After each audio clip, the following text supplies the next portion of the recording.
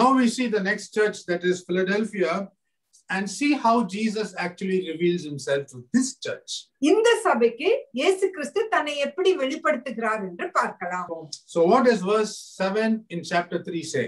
மூன்றாவது அதிகாரம் 7வது வசனம் என்ன கூறுகிறது? And to the angel of the church in Philadelphia write, the words of the Holy One, the true one, who has the key of David, who opens and no one shall shut, who shuts and no one opens.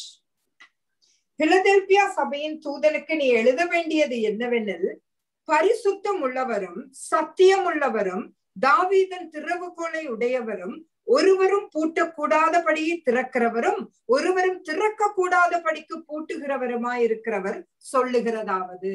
Now why does Jesus Christ reveal himself as the door opener? எதற்காக கதவுகளை திறக்கிறவர் என்று தன்னை வெளிப்படுத்துகிறார்?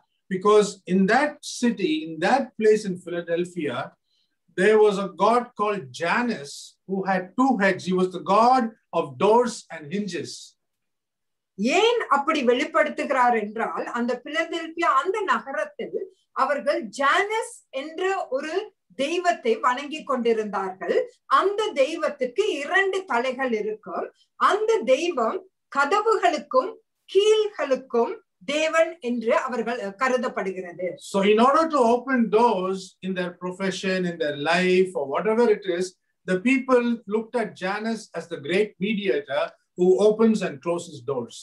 ஆகவே அவர்களுக்கு எந்த ஒரு வேலை வாய்ப்போ எது இருந்தாலும் இந்த ஜானஸ் தான் கதவை திறக்க முடியும் என்று அவர்கள் விசுவாசித்தார்கள். But Jesus is now telling them, and also to the church and to the pagans there, it's not Janus who can actually open doors for you, because I am the one who has the key of David. ஆகவே இயேசு கிறிஸ்து இந்த சபையை பார்த்து கூறுவது என்னவென்றால், தாவீதின் திறவுகோலை உடையவரும் ஒருவரும் பூட்டக்கூடாதபடிக்கு திறக்கிறவரும் ஒருவரும் திறக்க கூடாதபடிக்கு பூட்டுகிறவமா இருக்கிறவர் சொல்லுகிறார் என்று. So power and authority has been given to me, says Jesus Christ, to open doors as well as to close doors. கதவை திறப்பதற்கும் மூடுவதற்கும் அதிகாரமும் வல்லமையும் எனக்கு கொடுக்கப்பட்டிருக்கிறது என்றுதான் இயேசு கிறிஸ்து இங்கு கூறுகிறார். So Attalus, Philadelphus, as well as Ptolemy, Philadelphus were brothers, and they loved each other so much, and that's how the city got its name as Philadelphia. Attalus philadelphus என்பவரும் டோலமி பிலடெல்பஸ் என்பவர்களும் சகோதரர்கள். அவர்கள் இருவரும் தங்களை ஒருவருக்கொருவர் பயங்கரமாக நேசித்ததன் நிமித்தமாக அந்த இடத்துக்கு பிலடெல்பியா என்ற பெயரும் வந்தது. So Philadelphia means brotherly love. ஆகவே பிலடெல்பியா என்றால் சகோதர பாசம் என்றே அர்த்தமாகும். And the next good thing about this leader, Philadelphus, Attalus, he set the Jews in the kingdom free. இந்த அட்டாலஸ் பிலடெல்பஸ் ஒரு நல்ல காரியத்தை செய்தார். என்னவென்றால் யூத மக்களுக்கு விடுதலை கொடுத்தார். So he was very kind and loving to the Jewish people as well. அவர்களிடம் அன்பு செலுத்தினார். He paid their masters. The masters, I mean, the Jews were slaves there in certain places. He paid their masters in silver in exchange for their freedom. அவர்கள் விடுதலை, இந்த யூத மக்கள் அடிமைகளாய் இருந்தார்கள். ஆகவே அவர்களை விடுதலை பண்ணுவதற்காக அவர்களுடைய அந்த எஜமானிடத்தில் வெள்ளி காசுகளை கொடுத்து அவர்களை விடுதலையாக்கினார். Just notice when we begin to love God, how God turns the situations around. And look at the way Philadelphia responds to the Jewish people.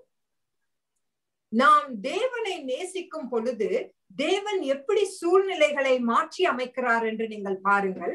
இந்த பிலடெல்பியா சபை மக்கள் தேவனை நேசித்த பின் அங்கும் சூழ்நிலைகளை மாற்றி அந்த பிலடெல்பியஸ் இவர்களை நேசிக்கும்படி தேவன் அங்கு வழிகளை ஆயத்த பண்ணிவிட்டார். In loving God, that matters the most to us. You know, when we love God, that's when things are turned around and we begin to fall in love with Jesus as well, and then the relationship begins to grow, becomes more intimate. முக்கியமானது என்னவென்றால் நாம் எப்படி தேவனை நேசிக்கிறோம் என்பதுதான். ஆகவே நாம் அதிகமாக நேசிக்கும் பொழுது அந்த உறவு நீடித்து அது இன்னும் அதிகமாக அந்த உறவு வளருகிறது. So this leader, he requests the high priest of Israel, whose name was Eliezer, to send a team of people to translate the Mosaic law into Greek. இந்த தலைவர் என்ன செய்தார் என்றால், எலியேசர் என்ற பிரதான ஆசாரியரிடத்தில் மோசேயின் நியாய பிரமாண நகல்களை மொழிபெயர்ப்பதற்காக அவர் ஒரு காரியத்தை செய்ய வேண்டும் என்று விரும்பி கேட்டார். So Eliezer, the high priest of Israel, sent 72 people and they put together the Greek version, and that's what is known today as the Septuagint version. ஆகவே எலியேசர் 72 மக்களை அனுப்பி அந்த வேதாகமத்தை கிரேக்க மொழியில் மொழியாக்கம் செய்தார்கள். அதுதான் இன்று வரை செப்டாஜென்ட் என்று அழைக்கப்படுகிறது.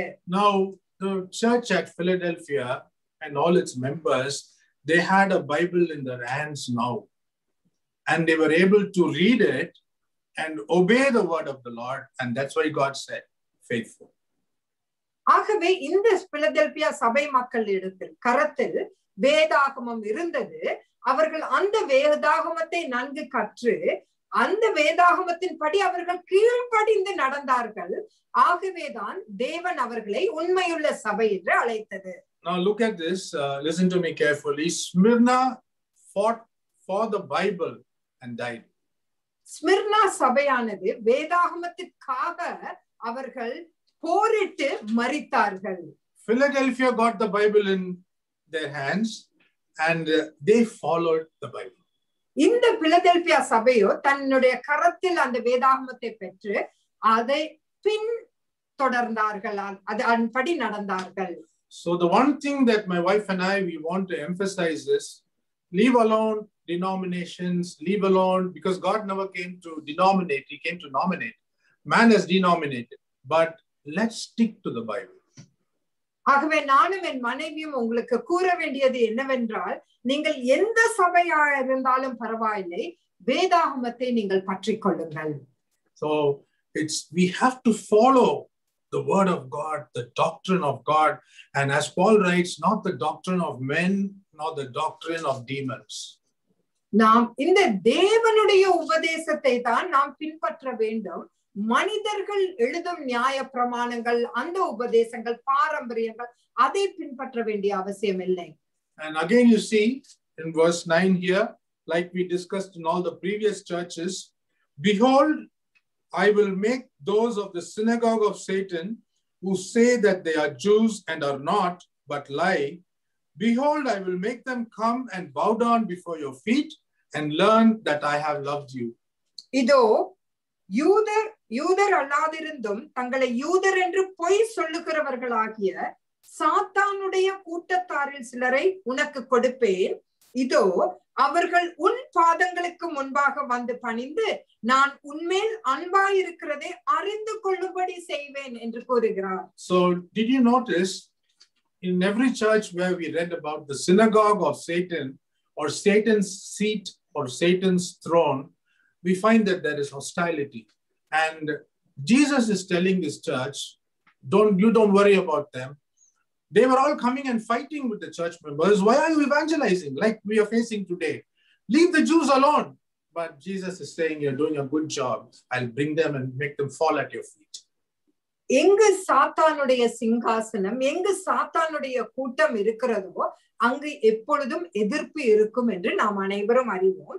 அதே போல இங்கு கிறிஸ்தவர்கள் அல்லாத மற்ற யூதர்கள் இவர்களோடு எதிர்ப்பு தெரிவித்துக் கொண்டே இருந்தபடியினால் தேவன் என்ன கூறுகிறார் என்றால், அவர்களை உன் பாதத்தில் நான் கொண்டு வந்து போடுவேன், நீ உன்னுடைய விசுவாசத்தை விட்டு விடாதே, நீ நகர்ந்து சென்று விடாதே என்று இங்கு கூறுகிறார். So when Satan is at work against a church or against a family or against an individual, we should know there is hostility and there will be deception. சாத்தானுடைய கூட்டம் ஒரு சபைக்கு எதிராகவோ ஒரு குடும்பத்திற்கு எதிராகவோ இருந்தால் அங்கு எதிர்ப்பும் வஞ்சகமும் இருக்கும் என்று நீங்கள் நன்றாக அறிந்து கொள்ள So வேண்டும். Jesus promises these people who follow the Bible carefully, I will save you from the coming tribulation. ஆகவே உபத்திரவத்திலிருந்து உங்களை நான் தப்புவிப்பேன் விடுவிப்பேன் என்று இந்த சபைக்கு தேவன் கூறுகிறதை நாம் பார்க்கலாம். Now, why is Israel called the fig tree and not an olive or an oak or any other tree? ஏன் இஸ்ரவேல் தேசத்தை அத்தி மரம் என்று தேவன் கூறுகிறார்? Because when you cut down all the other trees, they will come up again. But if you cut down a fig tree, it will not come up again. மற்ற எல்லா மரங்களையும் வெட்டிவிட்டால் அது மீண்டும் வளரும், ஆனால் இந்த அத்தி மரத்தை வெட்டிவிட்டால் அது மீண்டும் வளராது.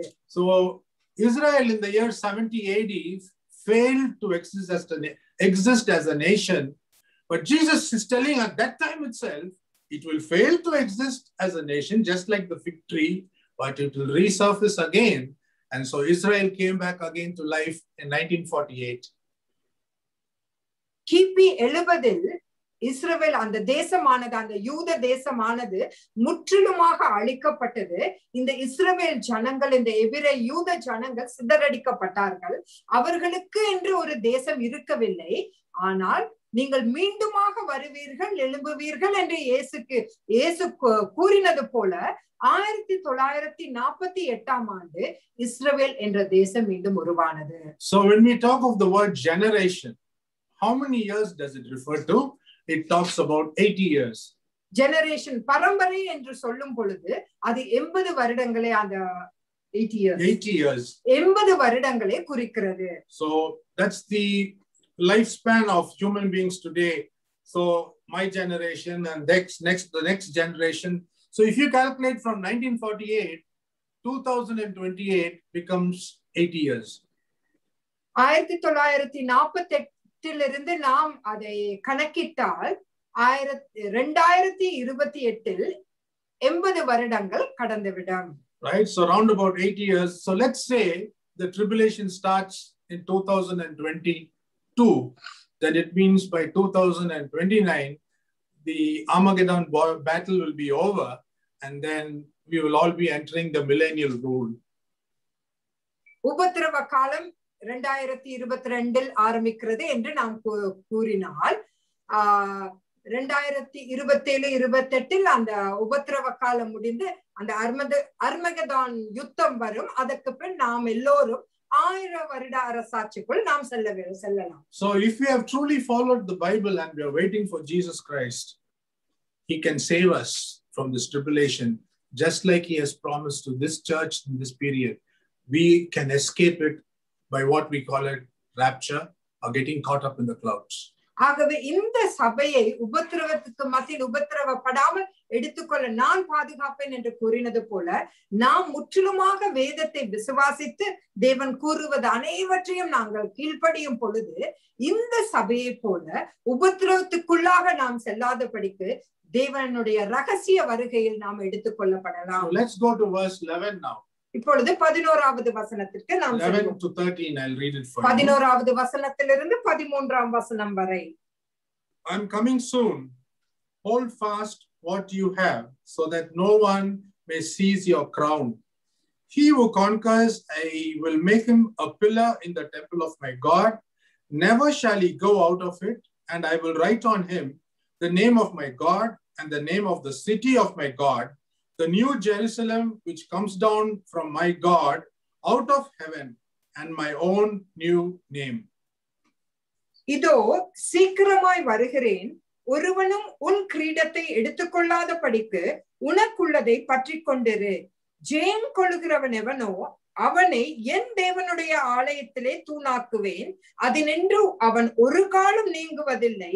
என் தேவனுடைய நாமத்தையும் என் தேவனால் பரலோகத்தில் இருக்கிறவர்களுடைய புதிய எருசலேம் ஆகிய என் தேவனுடைய நகரத்தின் நாமத்தையும் என் புதிய நாமத்தையும் அவன் மேல் எழுதுவேன்.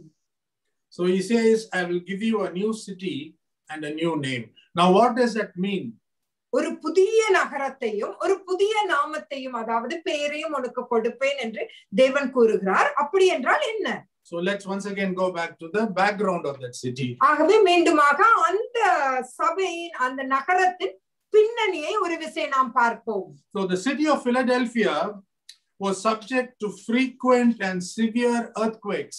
இந்த பிலடெல்பியா நகரத்தில் அடிக்கடி நிலநடுக்கங்கள் ஏற்படுவதுண்டாம். And most of the time the people would be living in fear of the earthquakes. ஆகவே அங்க இருக்கிற மக்கள் எப்பொழுதும் இந்த நிலநடுக்கத்தில் எப்போ வருமோ என்று பயந்து கொண்டே வாழ்ந்து கொண்டிருந்தார்கள். So that's why when we read verse 12, it says, "He who conquers, I will make him a pillar in the temple of my God.